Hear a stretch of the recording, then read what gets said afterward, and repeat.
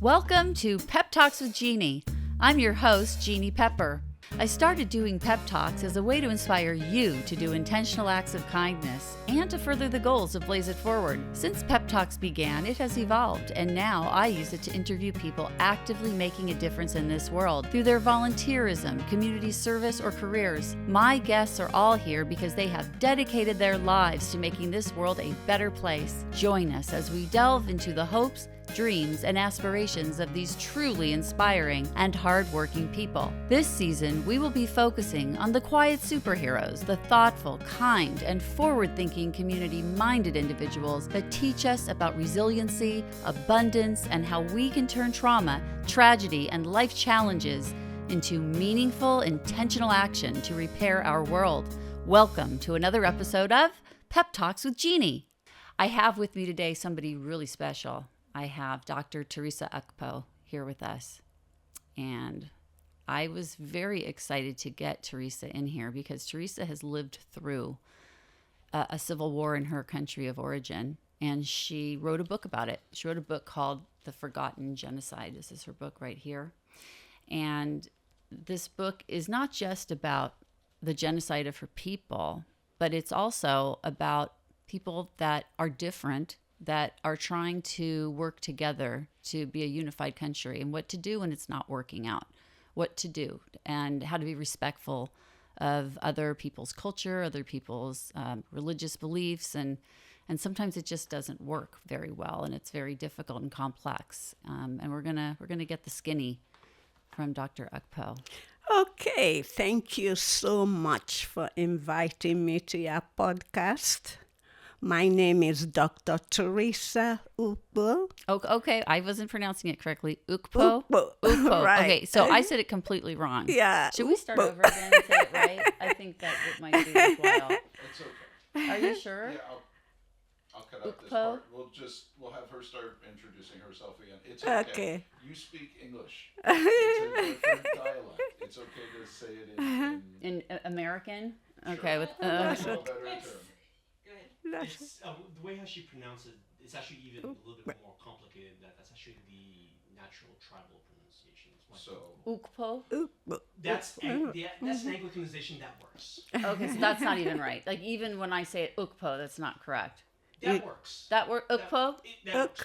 Ukpo. You'll be pardoned. Okay. Because you're not an African. Yeah, don't worry. We talk about that. KP. KP, We don't want it pronounced as one vowel. It's But that's okay. You'll be pardoned for vowel? whatever. KP is a vowel? KP together. It's that's why I said Ukpo. I didn't say Ukpo. Oh, you don't really pronounce the K. No. no. Ukpo. In a G kind of almost slips. GW. We have a lot of such arrangements. It's not a hard K. Right. It's just Upo. Upo. Upo. Okay. Well, now we know. Okay, Thanks. Let's go. Thanks a million, Jeanne, for inviting me to your podcast. My name is Dr. Theresa Ukpo. My surname, my maiden name is Acholonu. I was born at Owerri, which is a city in Imo State, Nigeria, West Africa.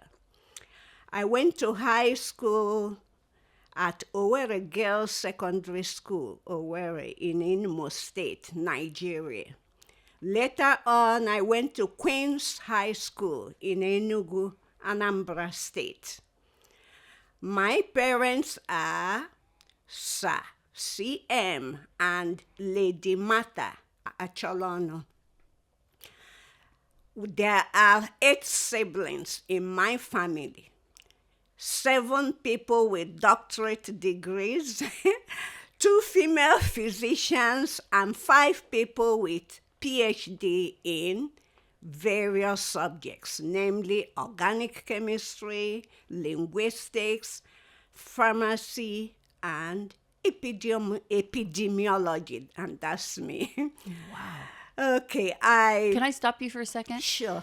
Where were your siblings and you educated to get your PhDs and your medical degrees? My siblings, we were all, our PhDs, we had them outside Nigeria.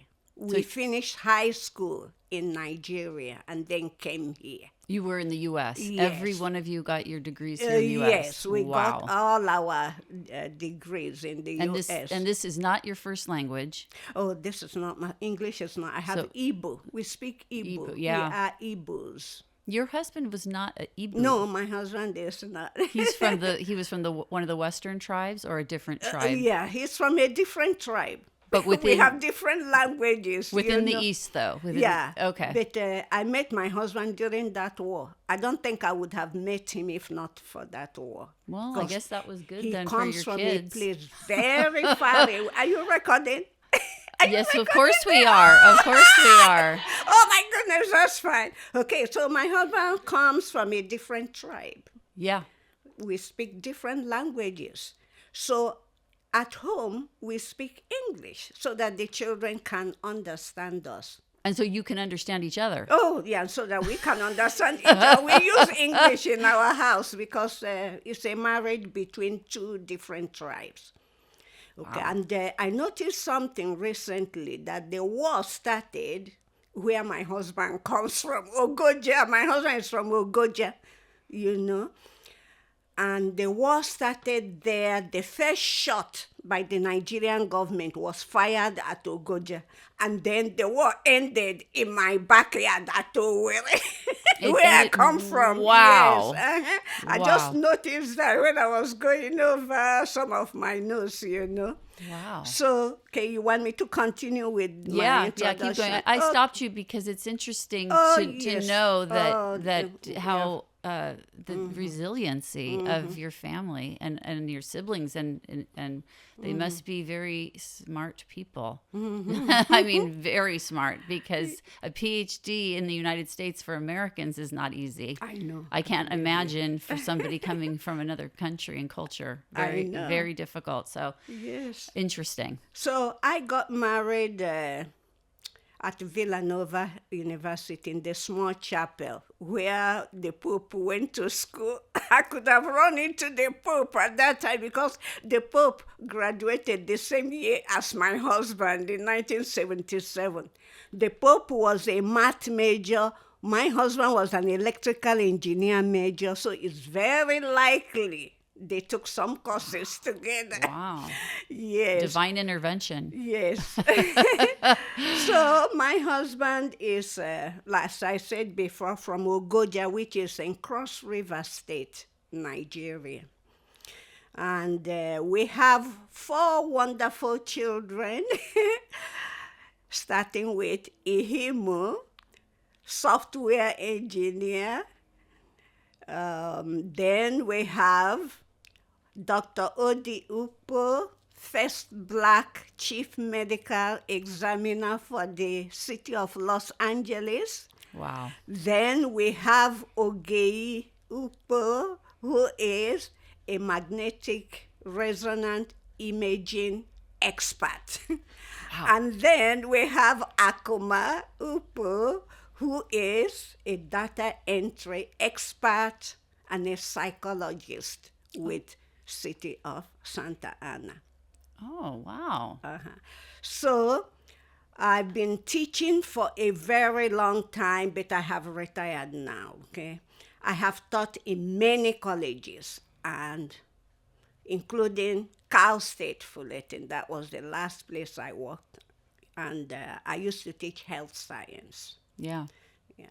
So since then I have retired, but I do a little bit of some substitute teaching for some districts Yeah. sometimes, okay, Yeah. just to keep myself busy.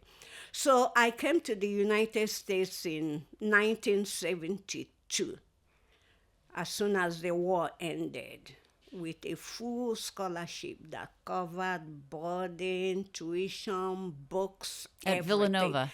No, I went to Rosemont College. Rosemont is next to Villanova. Okay. It's a sister school to Villanova. And that was planned because your husband was going to Villanova. Somehow it was planned. It was after I came, then my husband came. I told him there was a school next to my own, so he applied and he got there, you know. So when I came to Rosemont College, I spent 3 years and graduated with a a degree in chemistry in 1975. I did the 4-year program in 3 years. Wow, in chemistry. Yes. So that same year, 1975, I got married to my husband And you of got 46 years. Yes. So we got married that year. Then later, I went to Temple University in Philadelphia, Pennsylvania. Mm-hmm. My daughter goes to school in Philadelphia. She At does. At UPenn. Oh my gosh, UPenn. Oh wow, wonderful, wonderful. I know that school. So I did my master's in community health at Temple. So after I finished at Temple, I waited a little bit. I had 2 children. Then after that, I registered for a doctorate degree at Walden University. So it is at Walden that I got my PhD in epidemiology.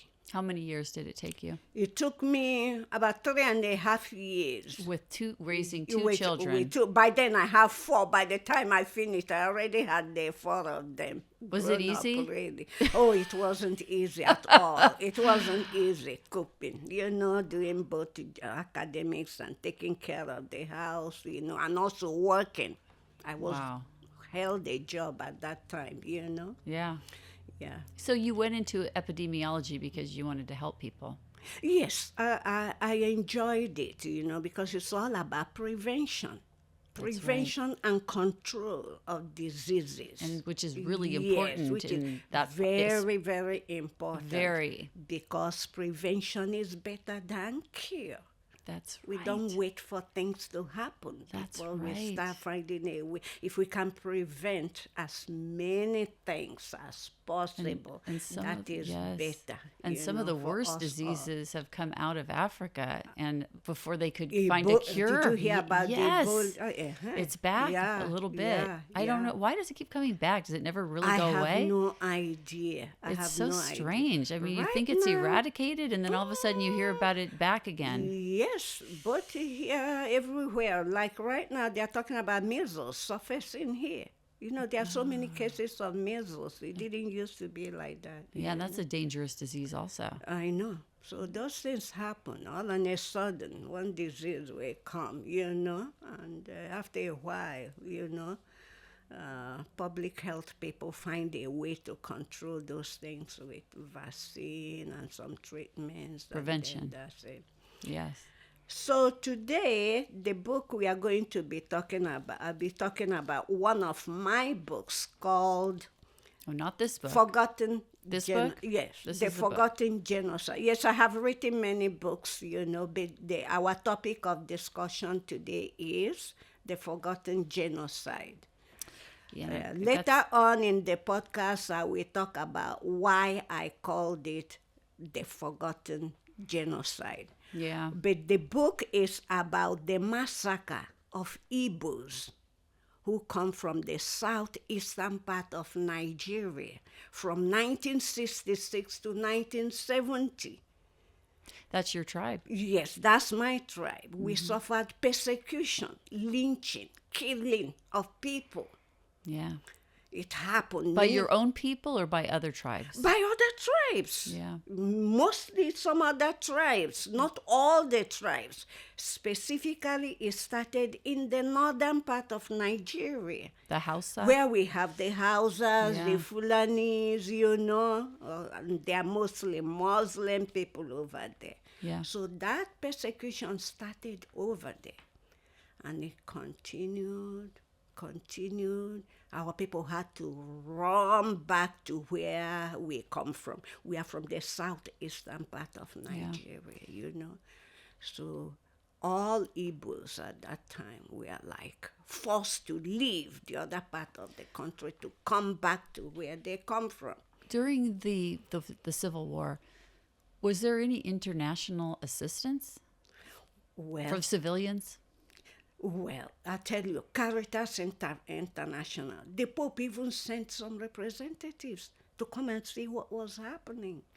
So Caritas was there, Red Cross was there, maybe You worked for Caritas. Oh, I worked for Caritas, you Yeah. know, so they were there. But what they came with is food, medicine, to treat people and to feed. Many children were suffering from what we call kwashiorkor, which is due to malnourishment. That's that word you just used for that. Kwashiorkor. It's called kwashiorkor. It starts with a K. K. Yeah. KW. That to an American, that doesn't sound like They a word don't that know starts what with a it- K. They don't know. Yeah. And I know I don't know why it got the name kwashiorkor.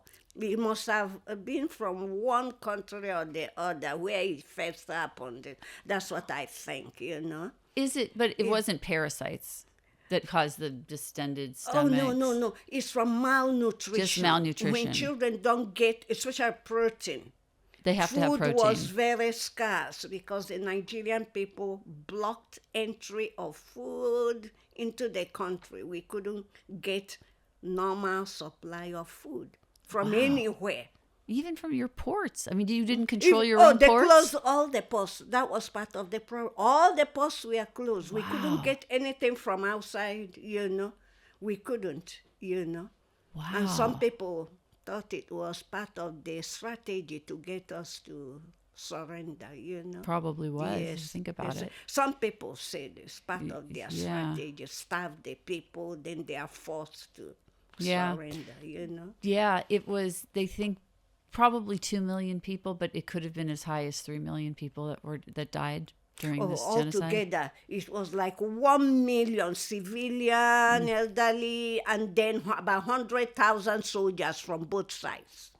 Oh, okay. About 100,000 soldiers, both from Nigeria and Biafra. Was it systematic? It was systematic. Was it mostly from starvation, or was it something more sinister? Oh, combat, starvation. Part of it was combat, some from combat at the war front. Because they were going into the cities and And villages. then coming into the cities, they massacred so many people. The massacre took place on various phases, The first phase was from the north, where they went after Igbos living there.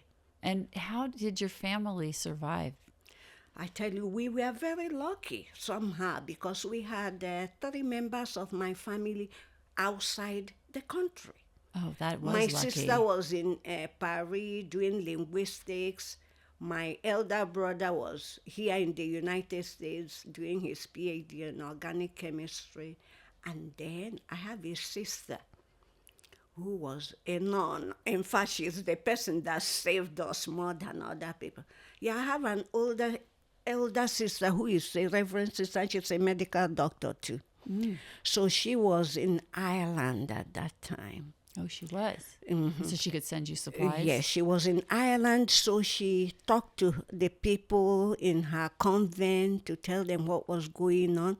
And luckily for us, some of their people were in Biafra. They didn't come back. They stayed with us, like one Bishop Whelan, our bishop. He refused to come back to Ireland when the war started. And also my principal, called Mother Labore, she refused to come back to Ireland. So she stayed with the people. These 2 people, Irish people, they stayed with us. They helped in distribution of food, and they helped us to get some food from outside. Wow. So my sister told her people in Ireland that, hey, my people in Nigeria are dying from starvation. So they figured out ways, to get some food and bring it to us. That was what saved us, okay? Wow. I'm telling you. And in fact, when that food came, one time I remember my father and my mother, they were fighting over the food. Food was so scarce, We got a bag of salt. Salt was very, very expensive. So through my sister, they brought us some, 2 bags of salt, cooking salt, okay? And then my mother wanted her parents to get 1 bag of that salt. And my father said, no way. We're going to give them only half a bag. My mother said, no way, over her dead body will she not take this bag, full bag to her parents, And then for the first time in my life, I saw my father say to me, if your mother doesn't stop doing this thing she's doing, trying to take the whole bag to her people, I'm going to divorce her.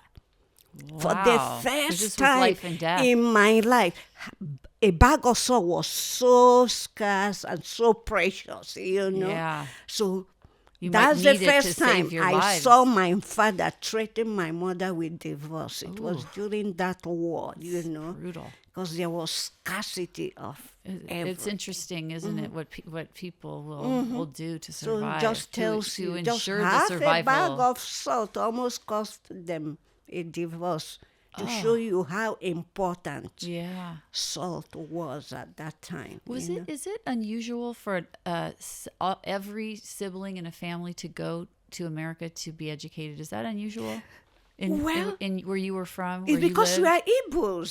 I mean, I know Coming because later, in your, you're going to I know, ask me I know about a lot. the Igbos, I know and I will about. tell That's why you. I'm asking. Yeah. I know the Igbos are very industrious, our very people smart. are very, our people are very hardworking. They want to go overseas. You say, oh, their daughter went overseas or their son went overseas. And when you see people who came back from overseas, you see that the quality of their life has, Yeah, changed it's dramatically. just- Those days when they come back, in fact, people used to line up on the street to welcome them back from overseas, Yeah. So every family wanted their children to go overseas have the study, experience. have that education, and come back. And many a times they will give them free cars. They got free cars. Job is there ready for them to do, and they give them a car. So Wow. So every why would you? family- Why not? Oh, yes, every family wants They want them. they want their children to go out there and do like the other people, know? Yeah. Right. You say in your book here, the Igbo tribe is one of the largest tribes in Africa. Sometimes people refer to the Igbos as the Jews of Africa. Exactly. I thought that was really interesting. Oh, yeah, exactly. And in fact, as a matter of fact, my elder sister she was always telling me that our uncle from my mother's side says that we are Jews. Maybe you are. Maybe you're a lost They say tribe. We are Jews. I'm telling you. I think it's my sister, my uncle, he used to insist that we are Jews. And if I show you the picture of my uncle, my aunties, you will say, I don't think these people originally came from here. I'm telling you. I don't doubt it. I'm telling you. So, so they call us Jews of Africa and we are everywhere. We are hardworking. Yeah, we want to achieve, make money, build good houses, good. We have that, spirit of wanting to, to evolve, to yes, elevate, achieve. to We achieve, are highly yeah. motivated. And you know what happens when you are highly motivated and you're achieving and the other people are not? Yeah. You create a problem. Yeah, You know? I hear It about. I know just about that a comes. little bit. So they say, aha, you people are like, that's what they call, I'm telling you, so a lot of people say it. And in my family, my sister, my uncle insists that we are Jews. But I never got to talk to him to ask him why. That's so interesting. But we have the Jewish trait, features. So interesting. You said some aspect of it. I do see it in my mother's family. So this, even in my father's family too, I see it somehow. I'll take it. know? I hope that you're related to me. It could only be good. I guess so. I just told you my niece is married to a Jew. Yeah, the you never attraction know. is coming. There you have it. Both tribes are also said to be hardworking, skillful, intelligent, and crafty. Mm-hmm. Yeah. Said that right here in your book. I thought that was really interesting because most people in America, I mean, we get mixed reviews here in America. I mean, look at my son was murdered because of this, because of his identity. So, but I'm glad that you found a relationship because you're pretty exceptional and your family is too. Yeah. So I'll take that any day. Your early life in Nigeria. Tell me about your family and your upbringing. and the cultural environment as a member of the Igbo tribe. Yes. In fact, when I hear that question, I think about the early missionaries, the Irish people who came to Very kind Nigeria, people. to our part. They came specifically to Igbo land. You know, there's one Bishop Shanahan. He landed in a place called Onitsha, in an Igbo state. He landed there like 1902. Okay, that Bishop Shanahan and some other missionaries, they built schools, churches, hospitals, rescued slaves, bought slaves from their slave owners to release them. So those people were like the early pioneers of introducing Igbo people to a civilized world. Are you happy about that? Oh, why not? Probably I wouldn't be here without the Irish missionaries. I always, when I see them, I tell them, oh, I'm an Irish product, but they don't know exactly why I say that. I never get to stand with them and tell them why. Very happy. They did so much. Yeah, but They some gave people, us scholarships. some might see that as colonization. Eh? Some might say that they changed your culture. Okay. They changed your religion. Okay. Right? Okay. Yeah. They brought we disease had that no- you didn't have We there had before. no religion. We were pagans. My father wasn't baptized until he was 9, and that was when the Irish people came. So, but you have to distinguish between the Irish and the British. Okay, They're two because the different Irish were also people. colonized by the British. The British colonized us, not the Irish. That's right, Really. that's The right. Irish The Irish came are there different. as missionaries to help. The British were there as governors dictating what happens here, happens there. But the Irish missionaries, they came to evangelize and to help people. And in that process of evangelization, they get to know the people, they help them in other ways, not just to turn them from pagans to Christians, but also from being illiterates to literate people. Yeah. They were the ones doing that job, not the British. Did the people in the north, the Hausa, did they also become more literate because of the missionaries, or did they reject the missionaries? Those people there, I tell you, they are Muslims. Okay, so they They rejected. did not, probably, when they saw, maybe these, I didn't even try going, or whether they went there and they drove them away. They drove them away because Christianity and Muslim, they don't mix, Yeah. So when they got there, I'm not sure about any story about them going there, but they just came to the east, Igbo land. They found us very happy people, joyous Very people, helpful, kind. helpful. In fact, to the point that when Bishop Shanahan died, he asked to be buried in Igbo land.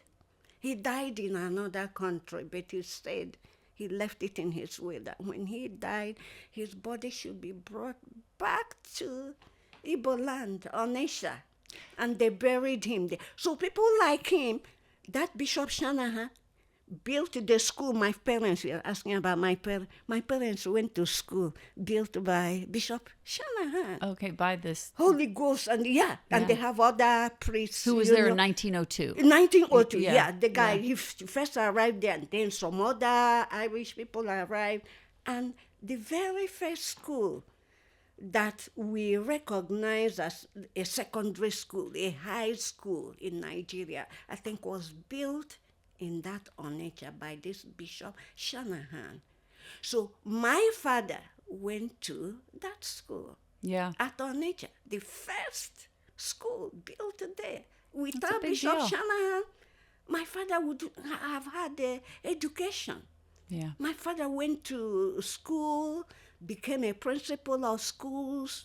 My mother went to school. My mother, in her days, girls were not allowed to go to school. But her father was a very wise man. He told her, go to school, go to school. I mean, this is elementary school. Yeah. Girls were But not he good. wanted his People children my educated. mother's age, most of them are illiterates. They can't read, they can't write, okay? But my grandfather sent my mother to school.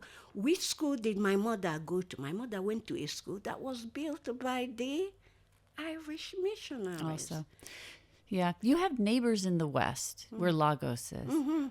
What were they like? They were also very they were educated, academic people. Yes, and I tell you the advantage they had over us. Yeah. But story tells us, because the tells British me were now, there, right? They think that we have outrun those people now.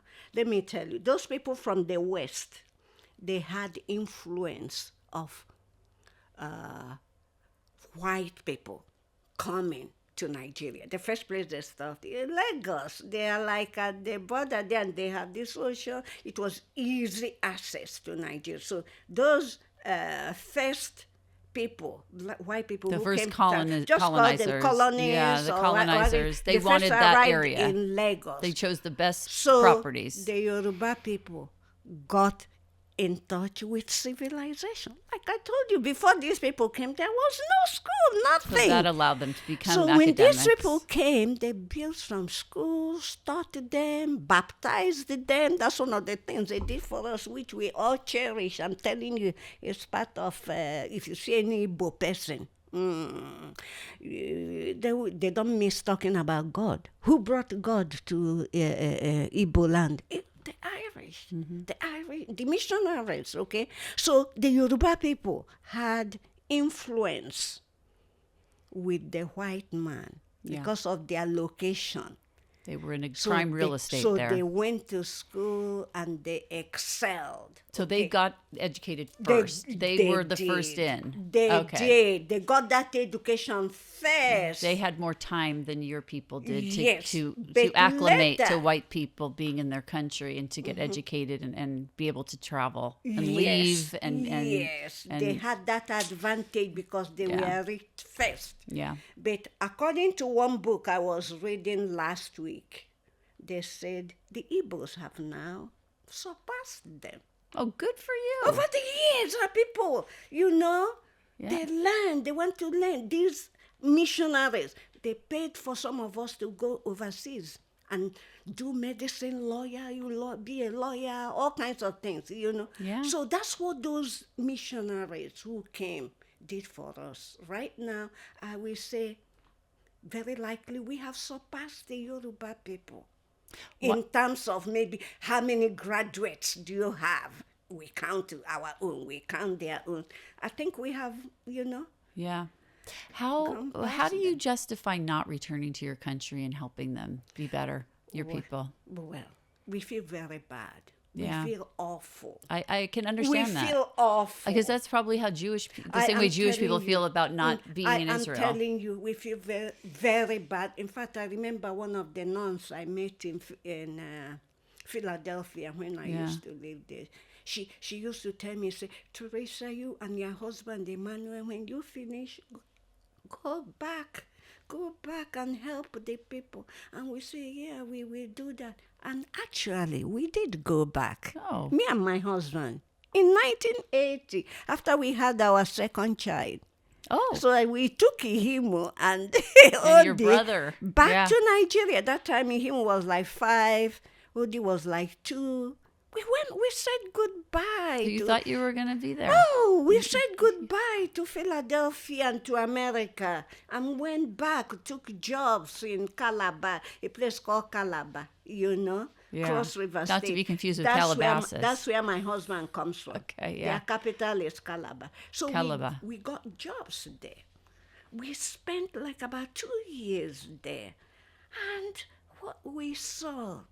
You couldn't have the quality of life there. Not Wasn't possible. that great. And then to top it all, I went to the market one day and saw this magazine, Time magazine.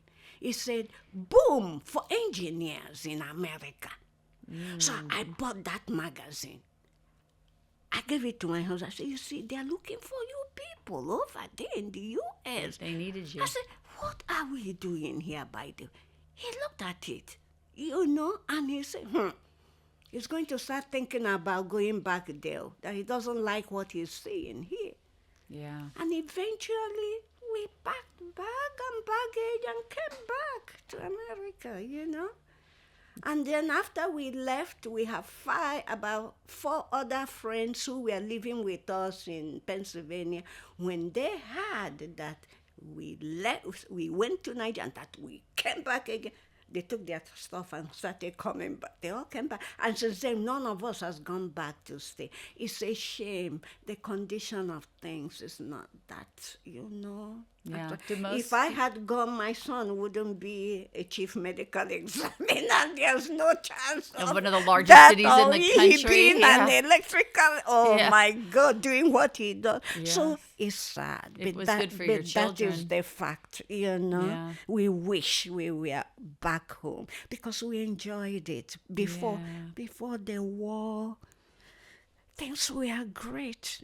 Before the war. Before the war. But in 1960, when the British made you an independent country, they put you together with with the other part that was difficult to live together. To collaborate. Our people, well, they were sang about it. We want our independence. We want our independence, you know. And It didn't eventually they gave it to us. And but Since then, I don't think we have not had peace. we have sad. a lot in common. It's sad, but that's the way it is, you know. Yeah. That's the way it is, right? Yeah. Wow. So why tell this story now? Why did you write this book when you did in 2015? Okay. You see, I have my PhD in epidemiology. But before I start talking about that, my observation, I have taught in many schools, colleges, universities in the United States of America. So every school I go to, I'm always like a curious person. I see any book, if it doesn't have anything to do with health science, so sometimes I just take a look, open it a little bit, you know. And then I started to notice that there are books and journals that talk specifically about places in the world where genocide has occurred. Mm-hmm.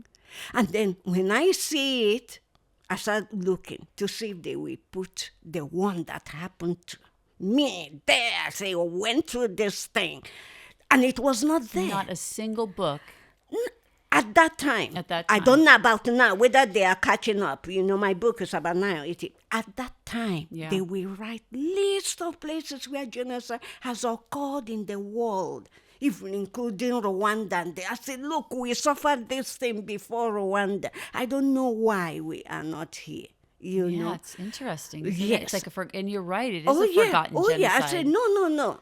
As an epidemiologist, I think we should put this, you know, in the list. I think it's really important because it's important to know about this thing so that the world can study it. Maybe there's a pattern or whatever, and they can use it to solve the problem. That's why we report things like this. I mean, Nigeria is a big place. I don't know. A big place. I don't know if Americans understand, but this country has. When you wrote this book, this country had 178 million people. Yeah. I don't know how many. They're probably close, probably about the same. Yes. Today, that's a lot of people. Yes. That's more than Russia. Mm-hmm. That's half as many people as live in the United States. Yes. But I mean, think about that. This is just one country in Africa that has half as many people as the United States. Yes. That's kind of incredible. Yes, I could not believe it. I found it very difficult to believe that it is not there. Yeah, it's hard to believe. I said, this thing really happened, and it happened when I was there. And it's still happening. Let's talk about that. The Boko Haram, what's going on now? Oh yeah, we are not at peace yet. Still not. Yet. After all these years. The war ended in 1970, but there's still strife and conflict. Yeah, and we tell you, it's not over. Will it ever be over? But it's like it has moved on to other sections of the country. You see, we come from the southeast. So if you live far enough away from the border, if you live in some places, you might not know. It might not affect you as much. Things, but if you live in one or the other, but generally we do have issues. Yeah, it sounds very similar to other parts of the world where there is strife like this. Yes. Yeah. It's sad that It really is sad. continues to happen somewhere. Did you listen to the Pope, June something? June, I've forgotten the date. The Pope came out, was talking about Nigeria. What did he say? Oh my goodness, you didn't hear? I didn't. Benue, there's a place they call Benue. They are having it. All on a sudden, some people can slaughter 200 villagers. This is in the news, June this year. And the Pope came out and said he doesn't know why this type of thing is happening, you know. But I don't have details about how, why. So that area, I think they do have some issues. So they're still right being, and the Boko Haram are, you said in your book that they had kidnapped 300 girls, and that by the time this book was published, they had not been returned. Is that still the case? Are they still kidnapping and abducting? Yeah. That's still common. Right now. And no one's doing anything about it. There's no outrage. Right There's now, no you world hear outrage. about these things, I'm telling you. It happens. I'm sure it does. Some people, but we don't hear about it. Some people, that's what I tell all my friends. I say, if you go there, come back, say, thank you, God, I made it. You're afraid to go there. Oh, yes. Oh, yeah. I'm telling you, sometimes these people are living in the forest. Wow. And they come out and they kidnap people, ask for large sum of money. They're kidnapping.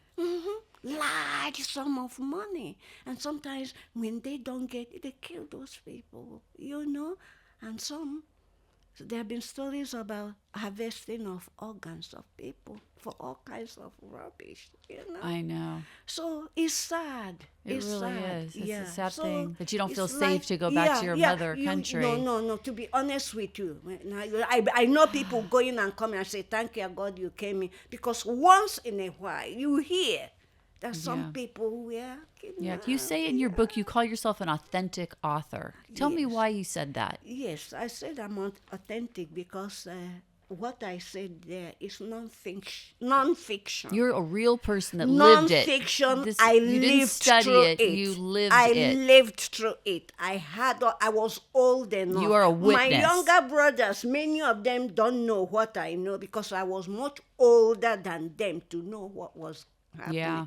Right from high school, we were dismissed suddenly from school. So you finished One high day- school in 1967? In 1970, I was supposed to finish 67. Oh, you but were. because of that I see. war, So it stopped you from going on to college right because away. of that war, all on a sudden, the principal came out and announced, students, you have to go now. Because we used to live in the dormitories. Yeah. He said, I got a note from the Minister of Education that I should dismiss all of you immediately.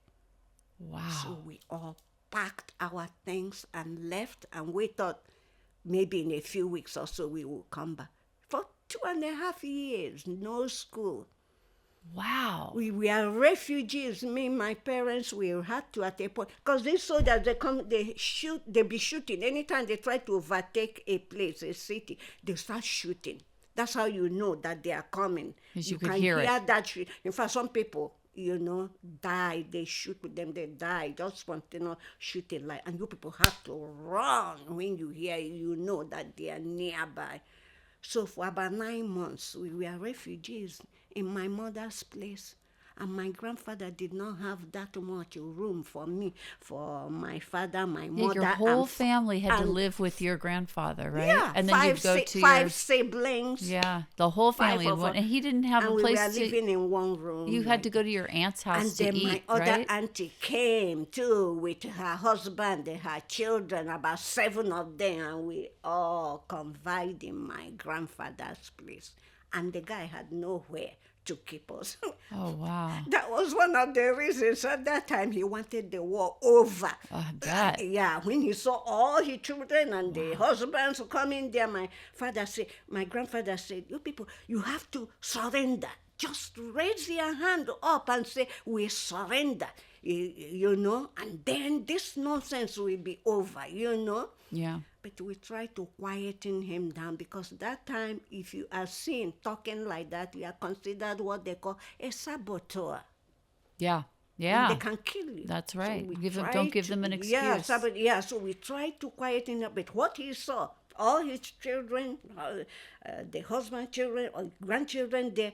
It was too much for him to take, you know. So he said, if we feel ashamed, it will be for a while. You see, if we surrender, we will feel ashamed. Yeah. But he said, but it will only be for a while. And then after that, life will go on. At least you will be That's alive what my still. grandfather used to say. And that's exactly what happened eventually. Yeah. People gave in We and had it ended. nothing. We had nothing. No weapons. People were going to the war front. Young men were going to the war front to sharing the gun. This one we shoot. This one, we didn't have. We were not well equipped to You weren't fight ready. that war. You were but not ready. Nigeria had everything. You know, that's how they overran us, just like that. Yeah. We couldn't continue. How the research process for this book, did that take a toll on you emotionally to have to reach back to all these people to do this research that you did to put this together? How was it writing this book for you? You know, there's a quote that says, "There is no grief which time does not lessen or soften." That's right. This thing happened when I wrote about 49 years back at that time, you know, and now 59 years back, you know. After a while, been a long time. Grief with time, it heals. Time heals. Time is a big healer, you know. So, but it kept reminding me of some of the things that happened at that time.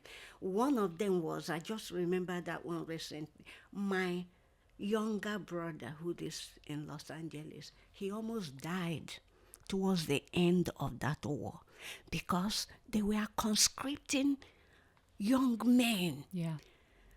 to go to the forefront and fight the war. And he's an academic, your brother. No, this one is younger. The academic was here in America. The younger one, right now, he's an academic. He's a Yeah, but at pharmacist. that time he know. wasn't. So at that time, he was like secondary school, class 3. What we say, class 3. I was in class 5. He was probably about 17. Yes, exactly. Yeah. Old enough, though. Yeah, to so be at that drafted. time, if you are 14, 15, and they see you in your father's house, no, they go and report you to go, and they come, the So he had soldiers to will hide come, in the house. conscript you. Yeah. My brother, I thank God. I would have lost my brother if the war didn't end when it ended, okay? So they kept harassing him to go to the war front. So eventually, my brother, what he did was to join Red Cross, you know, the Red Cross people. And I remember the time I saw him off. I took food to him with him. They entered this truck that we take them to the war front. I felt so bad. I might not see my brother again, you know? Yeah. So, but it was 2 weeks after that. The war ended. Oh, but that he was lucky. told me what happened. He said the bullets were flying at the war front where they were, that he's lucky he came back alive, you know. So it brought back memories of when I almost lost my brother, memories of how my father almost divorced my mother. You said and that. then it brings me back to, you see, my hair. I had to shave my hair. Yeah, you mentioned because that. of the war. You had long, beautiful hair. Yeah, I had very long hair.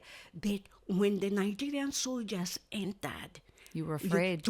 My mother was afraid because we started hearing about raping. They were raping women, you know. People were coming back from refuge to go back to where they come from when we were told, oh, the war has ended, you know. So my mother had it. She was frantic. She said, you have to shave all this hair.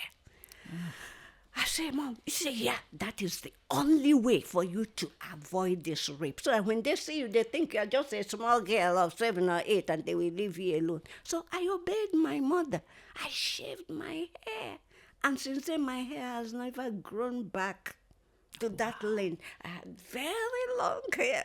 But that's what that war did to me, you know. That was an Yeah, I had effect to of it. shave it. And so I was lucky. My mother hid us, The soldiers were going all over the It's quite a place. metaphor, isn't it? How it changed you. It was- forced you It first, to worry, to be afraid. You once lived happy Yes. and peaceful, and now you couldn't even be your authentic self with your long, beautiful hair. Yes. You had to Yeah, hide. but it worked. I was lucky. But many people we know. Yeah. The people that Many kept their people, hair. Some cousins, some people we really Oh, wow. know, they got them, I'm telling you. Terrible. But then after a while, everything started to cool down. Many girls, instead of being afraid of those soldiers, They married started them, didn't befriend they? them because these soldiers, they had everything: salt, pepper, food. Yeah, We 'cause didn't they were have bullies, it. they We took are it. coming out of a war. So many girls came out at that time. After a while, after the raping phase, they started joining them, the soldiers, and they married some of them. Some of them, they befriended them. So the raping went away because girls were now willingly joining them in the bandwagon, Yeah. One of the songs I have there, that's how the musicians sang a song about it. Yeah, you talked about that, about how they were able to, that actually were It's a catalysts song, for the war for starting. the musicians, yes. Yeah. So one musician Like wrote these- a song and started and to singing taunt about them. it. They you called them know. goats. Yeah, they say, these people, they have Yeah. not done the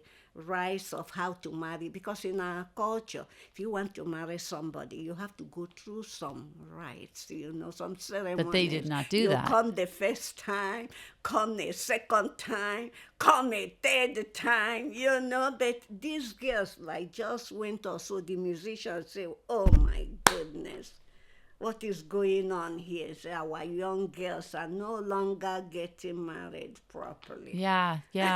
So this was an effect, though, on the Igbo people Yes. and on Nigeria that the war caused, is that the Yes. traditions were left behind. Yes. Are they still traditional, or what happened? Oh, yes. People are saying, I just got a video from one of my cousins last week, He got married to this girl, and he sent me the traditional wedding, the church wedding. They're still doing all those things. Oh, that's nice. Systematically. I just listen. I say, oh my goodness. I sent it to some friends. I say, our people are still doing this. Yeah. They That's- show the woman, they gave the money to the mother of the bride. They counted money and gave it to her, And then they said, do you have anything to say? She said, no, I don't have anything to say. And then the men, they all said to her, they shooed her out. They said, that's okay. Take your money and go. He Oh, made wow. me laugh, They shoot her out while wow. they continued with the ceremony. They On said, they okay, went. this is for the women. Take your money and go. And the woman got up and left, I said to myself, this is not right. Oh, wow. That's really interesting. I saw on the show that my producer was working on, Bob Loves Abishola, Hearts Abishola. They showed a Nigerian wedding in the show. It was really interesting. Oh, I find it very, very interesting. The traditional Yeah. one. Oh, very interesting. The church one is the final. But the traditional one, the Yeah. guy has to make at least 2 trips to the family of the bride. Oh, Yeah, the first time they call it false wine. They say, well, we don't take you seriously. Oh, that's yeah, funny. they call it menkaleji. That is funny. false. They call it false wine. That first trip that the guy makes. It's Yeah. all the false. Okay, that's okay. If you are serious, come back again. And then. yeah. What do you think that we need to take away from this, from the Biafran War and the genocide? What's the historical takeaway? The takeaway is, number one, so many takeaways. So number one, human beings. I don't know if you watched 60 Minutes. I was looking at one lady, 60 Minutes, this happened, I think in July or June. That lady was talking about genocide. You know what she said? That human beings can turn into animals. deadly animals. That's the word she used. We should all be aware of that. Animals don't kill each Human other being- like it- humans exactly. do. All right. That woman went to explain that the animals are Animals even are better, better because than you humans. have to do like this, do like Yeah. that before they're beaten. Yeah, no animals would do what we Human do. beings can turn into deadly animals. Oh, the worst. And it can happen in any part of the world. That's what I found out with my research. It happened in Rwanda, Armenia, Bosnia, Germany. Germany, Nazi, Holocaust, Armenia. Oh my goodness. Okay, so it can happen anywhere. And also, they talk about the Geneva Convention of 1948. After the Holocaust. Yes. They say, this thing, the world, we are not going to allow this to happen again. But why do But we? it has happened Why? again It and keeps again. It happening. continues to happen. What is going on? I don't know. Human beings. I mean, should America Can step we in? all get along? Should That's what it boils down to. Right? Rodney King say, can we, as human beings, Can we get along? We should be relate able to. one another, you know?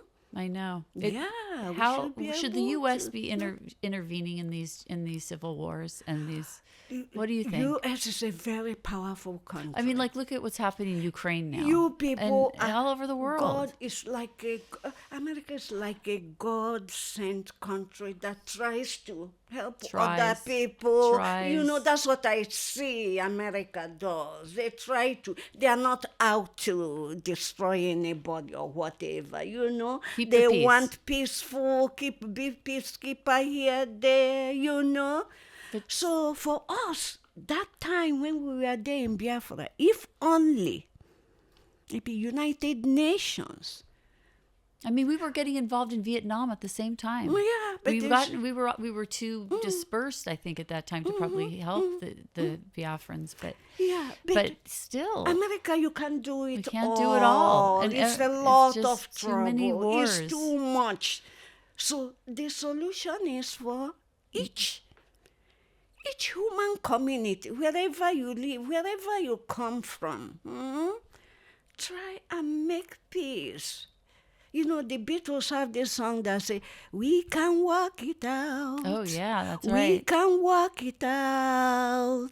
beautiful Life song. is very short and there's no time for fussing and fighting, my friend.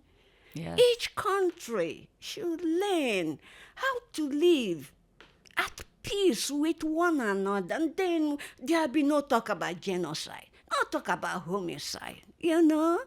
So true. People are not living at peace with one another. That is the bottom line of what is causing all these problems. For our own in Nigeria, I tell you, what started our own, didn't get to it. I didn't get to tell you exactly let's how talk our about own that. started. How did that start? Our people. Your people. The There was a Igbo coup. people. Igbo people. You Yes. know, we are everywhere. Yeah. People say, like you said, they say we are like the Jews or whatever. You know, they say even if you go to Alaska, you find an Igbo person there. We go everywhere. We're dispersed. So our own genocide, what caused it was the army. The army, they were the cause of it. Our people were living peacefully in the north with these Hausas, Fulanis. Many of our people are traders, they do all kinds of, and they live with them peacefully. Yeah. Peacefully. Until census, what they call census, as soon as Britain handed over to us in 1960, our country held census. They held election next after that, okay?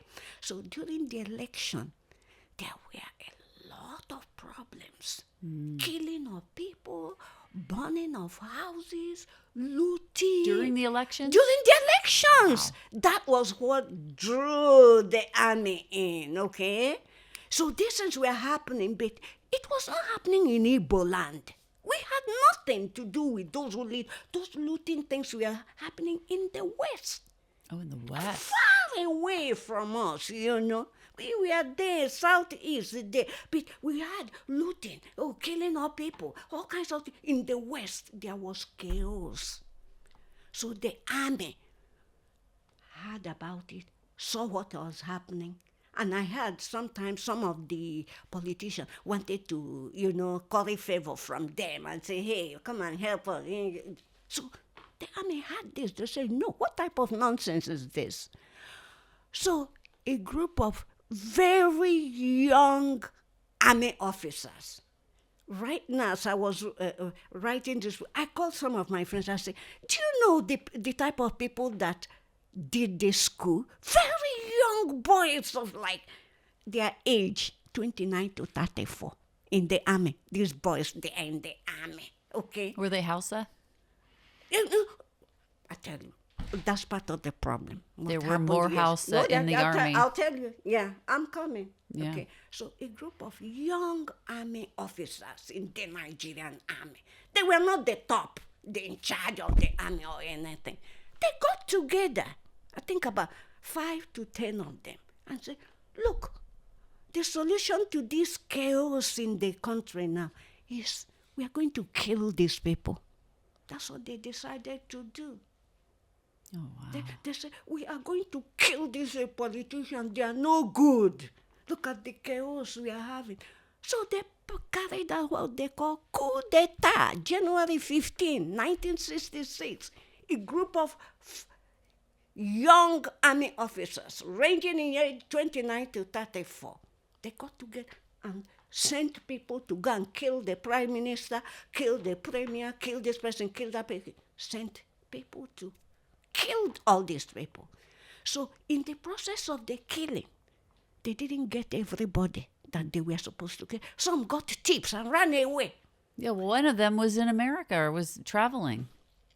They got tips and they ran away. So unfortunately, the people that were killed were Hausa people. Unfortunately, the top people, our prime Their minister, leaders. our prime minister, the top of Nigeria was a Hausa. They killed him.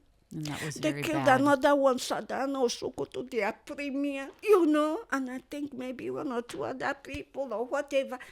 And the people from our side ran away. So there was no This leaders. is what happened. I'm Yeah. telling you, I was 17, 18. I knew what was happening. Okay. Did you have television? How did you know? Radio? Oh, the radio. Oh, my mother was very good with radio. You My listened. mother, she was the one who operated the radio and told us everything, not my father, So the radio announced one day there has been a coup d'etat. Wow. The prime minister is there. This person is there. Oh, my goodness. So the Hausa people, they got mad. So, and then as soon as those people were killed, the real guy who was in charge of the Nigerian army, unfortunately, he's an Igbo guy, Ironsi, Major General Ironsi. He was like the topmost person in the army. So he came up and squashed this, coup d'etat. Like stopped those boys, and say, hey, we are going to prison, put them in prison here and there, But the Hausas were not happy. They were not satisfied. They thought it was... And they kept insisting, telling him to bring out those boys and kill them, do something about it. But meanwhile, the Hausas had started slaughtering civilians because of this. In your land? In your area? In their place. Oh, in their place? In their Were they place. killing They started your slaughtering people there? these Igbos who Igbos that were were living there. with them. Yeah, that was the beginning of So the they war. started slaughtering them. So when this next guy came, called Major General Agui Irons, it's an Igbo man. Yeah. So he got up and said, oh, we are going to straighten everything out. And while he was there trying to straighten things out, they killed him. The Hausa people, they killed him.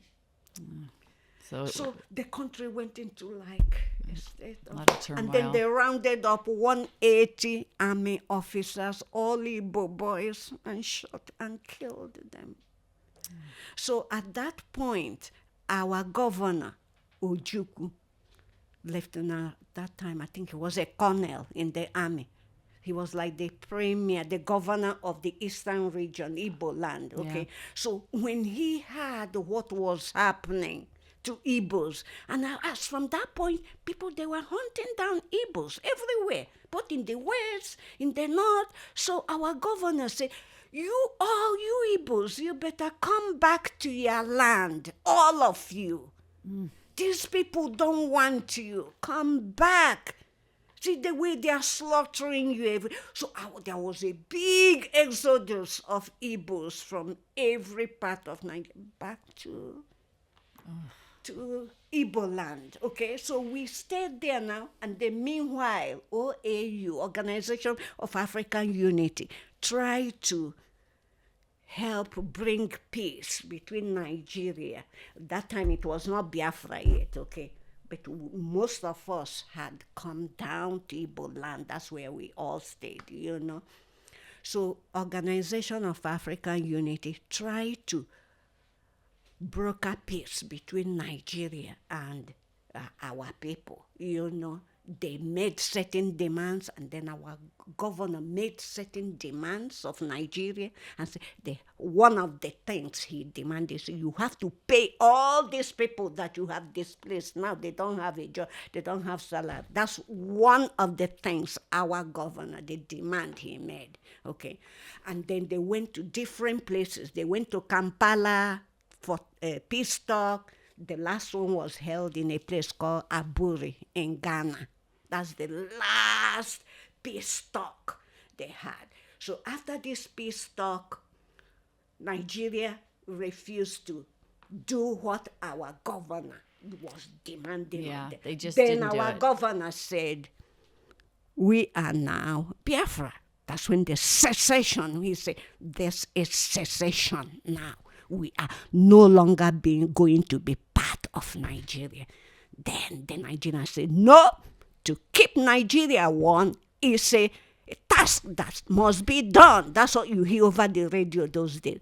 To keep Nigeria one is a task that must be done. Why? And they will go, oh, Shebe. Why keep it as one? Why did they have such an That is interest the to thing, keep the you? world, everybody should see. That's how Biafra came to call itself Biafra. They said, we are no longer going to be part of this country where we are slaughtered. Yeah. You know? Yeah. So that's what happened. So Nigeria said, no way. Why not let you go? Will we let you go and be another country, you know? Why wouldn't they let So you? they started sending forces to the, war front, soldiers, everywhere. Yeah. Like I said, started in my husband's place at Ogoja, Yeah. The war started there. The first shot was fired at Ogoja, where my husband comes from. And the last shot behind our house, where I come from. That's how the war ended, Wow.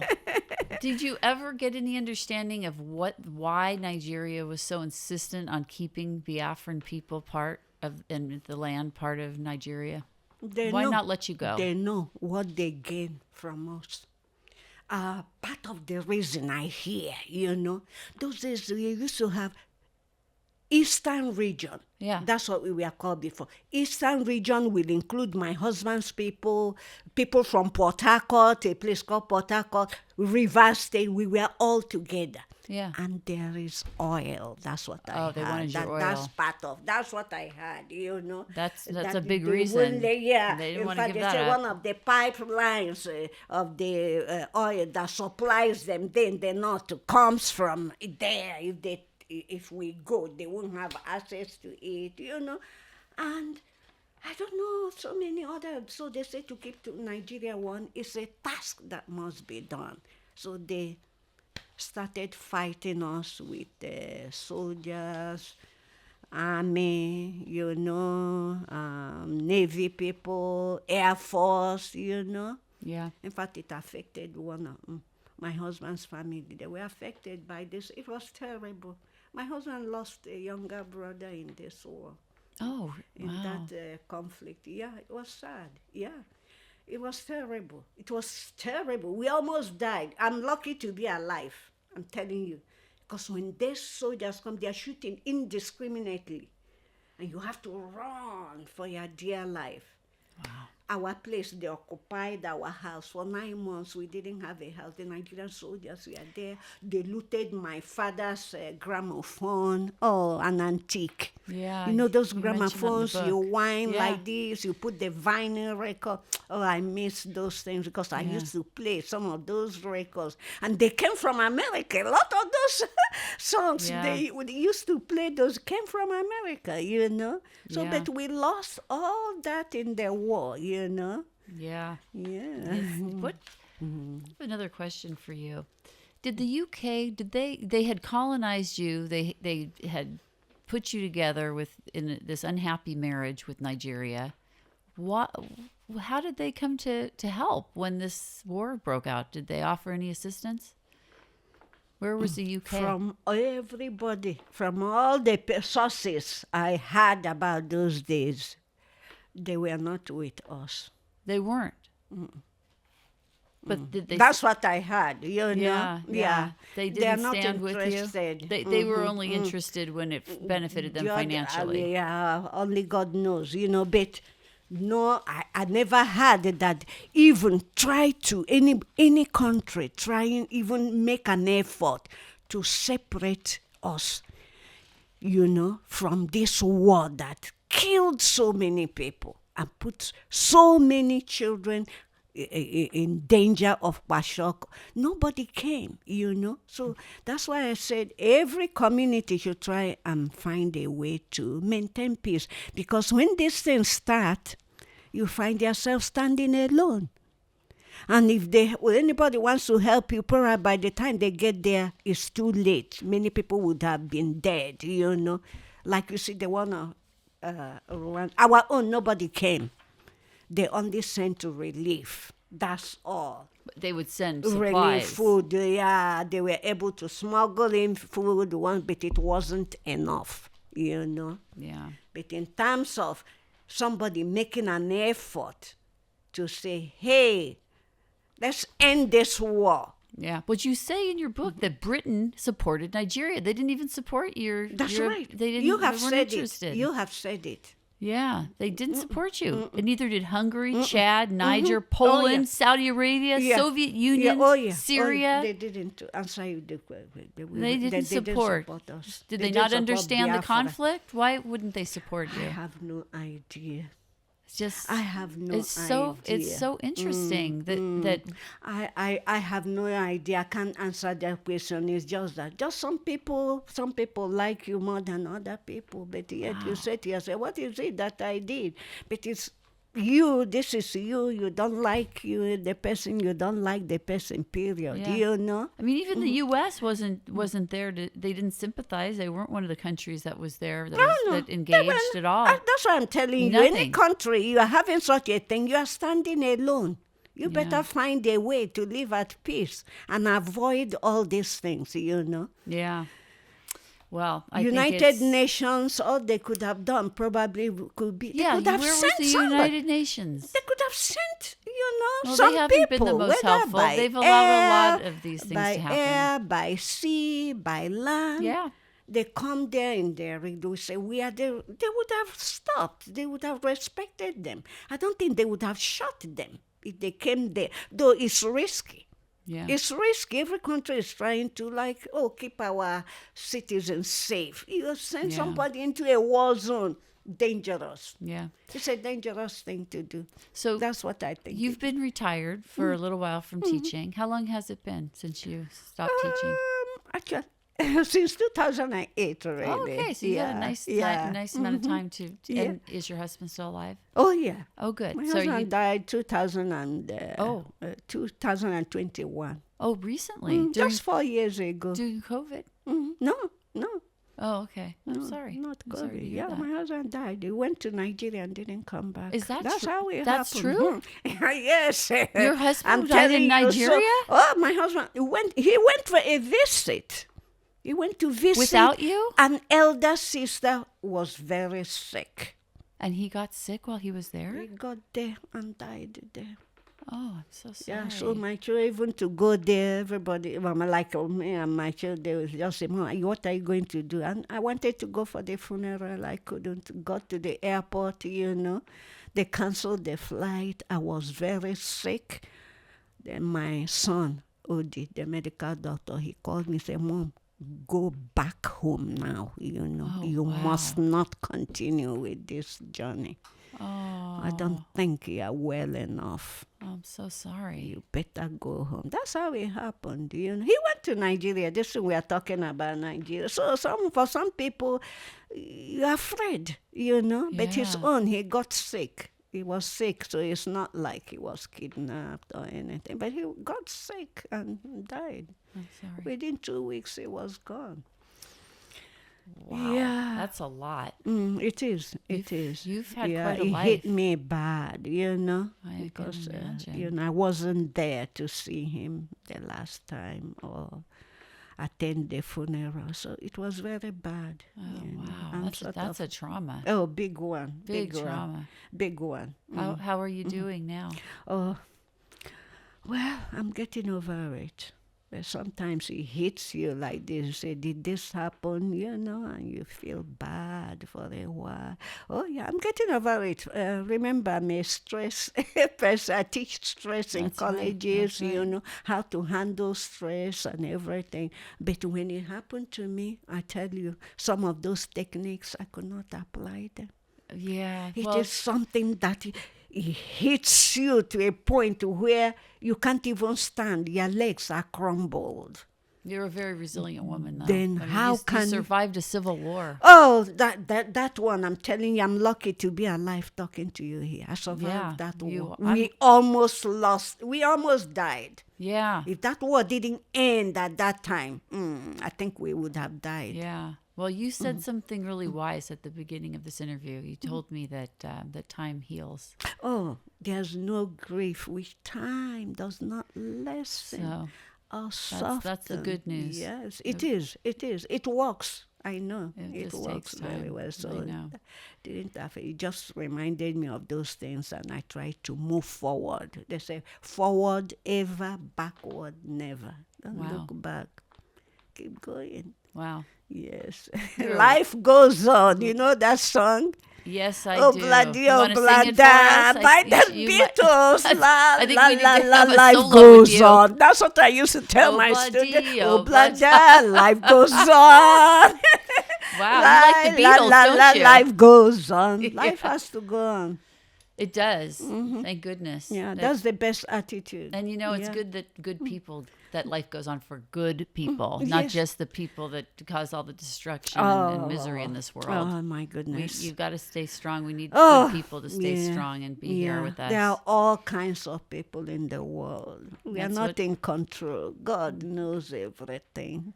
That's true. Yeah, I'm telling you. And sometimes they say God brings good out of evil. Have you heard that quote before?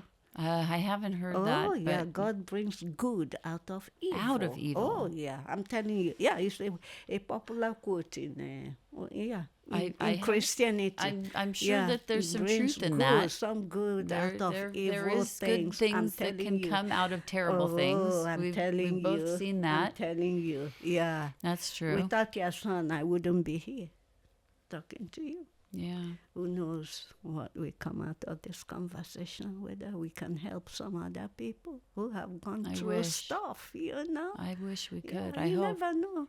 You don't. Yeah, You don't know never how we know. affect. You how, never know. Because, someone might see this and it could change somebody's life. Oh, yeah, you never know. You never know. Yeah. Yeah, so what you're doing is very good, and I'm glad you're snapping out of the whole thing. I'm moving forward and trying to do good. Look at what you have here. Choose kindness. That's right. Kindness is lacking in the world. It Choose is. kindness. But it's a choice, Choose right? spiritual wellness. I was Yeah. telling my daughter, you see, in health science, we talk about 6 dimensions of wellness. You know about it? I haven't heard about that. No. Ooh, there are 6 dimensions. Is it on your chart? The beautiful chart that I have put up on my wall? No, it's not there. There are No? 6 dimensions of well. Every year when I teach health science, we start my students, the first 2 weeks of class, we are dealing with dimensions of wellness, you know. We have spiritual wellness, which involves kindness. That's what you have there. Try. Kindness, joy, goodness, That's like all the high loving vibrations, people. right? Yeah. Even Shakespeare says it, you know. Shakespeare says, love all, Right. trust a few, do harm to nobody. Love all. You say love all. And for those of us who are in Christianity, we talk about the commandments of God. One is love your neighbor, love it. If you love people, you don't commit atrocities So on true. them. So true. You will not. If you have spiritual wellness, no way. You will not. Another one we talk about emotional wellness. Emotional wellness. You have self-control. That's right. Regulating yourself. Self-confidence. You know? Yeah. You believe in yourself. Very important. Self-control. If you see something you do not like it, go away. Leave that thing alone. You know? Go do something else. You don't go and attack that person. If you have emotional, you know not to go control yourself and do something else. But if you don't have emotional, you go. You know? You are out of control. That's no good. So somebody like that is not well. We don't teach That people that. level. We don't teach people that Spiritually. here. Oh, yeah. They do. Yeah. We need to. Oh, yeah, that's what I kept telling my daughter. When she doesn't think we might have time for all those things that I teach. Look, I've mentioned 2 dimensions of wellness. We have spiritual, emotional. We have intellectual and social wellness. Intellectual Yeah. and social wellness. Okay, people who are, you know, they can get along with people, you interact with other people, you know, all right? Then we have environmental wellness, ability to take care of the environment and There's all so that. many parts. And then, but you see, we talk mostly about physical wellness. Physical wellness involves you eat good food, you know not to eat something that is Because not that's good, easy, you right? don't take too much alcohol, you exercise, you know, that's physical wellness. So society seems to be talking more about physical wellness. They neglect this aspect. Yes, this is they very do. important. They do neglect it. People that's who why we have need to talk that about and it. emotional, they don't kill. They won't hurt a fly. You would think. You will not hurt a fly. If you have it, it's those, I believe those who do those things, they don't have it. Yeah. And they need to have it. And I think it's time we start laying more emphasis on that dimension of wellness. I would like to see I'm that. telling you, that's what we personally. need. We You know? do. We need more, more of spiritual all of the wellness. good parts You don't of have humanity. to go to this church or mosque or it. Just be a good human being, you Yeah. know. Well, we need joyous, to have. kind, gentle with people, you know. Yeah. You won't hurt a fly if you have it. And you know, we should listen to Dr. Ukpo because you've raised 4 successful, happy children, and you managed to survive a war. Oh. And not only did you survive it, you thrived afterwards. You came to this country. You managed to have 4 children before you finished your PhD. That's kind of incredible. So, you know, it's hard for me to hear about people's issues when they haven't survived a war. I don't want to hear it. Why you haven't. That one, I will tell you, it was a miracle. Yeah, that I'm alive, that we made it. Yes, if you could do it, anybody can, right? Anybody can be kind and be helpful. Anybody. That's what I tell my students. In fact, yesterday one student came and said, Dr. Ukpo, what is our motto for today? I say, be kind. That's it. That's all I you say, need to do. it sounds so little, but does so much. Yeah. And it doesn't have to cost money. Just be a nice human being. A nice human being does not kill other people. Yeah. And these people committing genocide, if you ask me, they have mass madness. That's mass madness. When a group of people decide with nice machines to start cutting up other human beings. That's mass It seems madness. like it. Society should start thinking about how can we stop mass madness. That's can what we- it how is. can we stop how it? can we stop I have some it? theories I'm on telling that, you. but- And I tell you, if you ask me to, based on my book, Peace is Health, a lot of things Peace from is my Peace teaching. is Yes, health. that's it. From my experience teaching, Yeah. I get to connect. I have gotten to connect. That you see that thing they call stress is connected to so many things, physical, mental, drinking, doing drugs, homicide, suicide, all of those that, things. all of those Something things. somewhere goes wrong in the human being before they commit these types of acts. Yeah. And somehow I feel spiritually they lack it. It's been a real pleasure having you here in my studio and talking about your book. This is not an easy read, but it's a necessary read if you want to know about what's going on in the world and what we need to learn about the conflicts that have happened in this world, because these conflicts and the mass numbers of civilians that die in these conflicts is astounding. To lose over 1 million people in a 3-year war, civilian people, is just, it's a crime against humanity. It really is. And we're very lucky that you and your family were able to survive that war, and you're all in the United States and you're thriving here with your children. So that is one good thing that came out of it. Thank you so much for having me. It's a pleasure. I loved having you here, and we're going to have you come back because Dr. Ukpo is also the author of books on mental health and wellness, and I think she has a lot to share about that also. So I'd like you to come back in, and perhaps we'll get you in here with one of my other past guests, Jeanne Bernstein. It would be a great person. She wrote a book called Better Humans, which is really about the mental health care crisis in the United States. I think that you two would have a lot to talk about, and that could be a really interesting conversation. So I hope you'll be my guest again someday. Thank you so much for having me. Thank you. It's Yes, been I great. hope to be able to discuss my other book, Peace is Health. Yes. The other book, Peace is Health. Yes. And with that, peace out. Blaze It Forward is a campaign my family started in 2018 after our son Blaze was murdered. Blaze It Forward provides the inspiration to thousands of people to repair the world with intentional acts of kindness.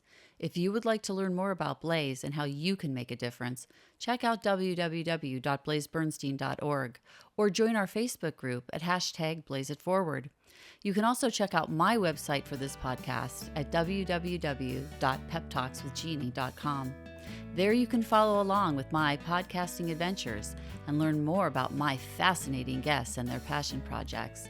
I would like to thank all of the volunteers who help make my philanthropic endeavors a reality. Today that includes my producer, Eli Moskowitz, all of the volunteer crew members who join us, and a special thank you to my son, Jay Bernstein, for the original theme song you hear at the beginning and ending of each show. This has been another episode of Pep Talks with Jeanne. Until next time, keep on making this world a better place.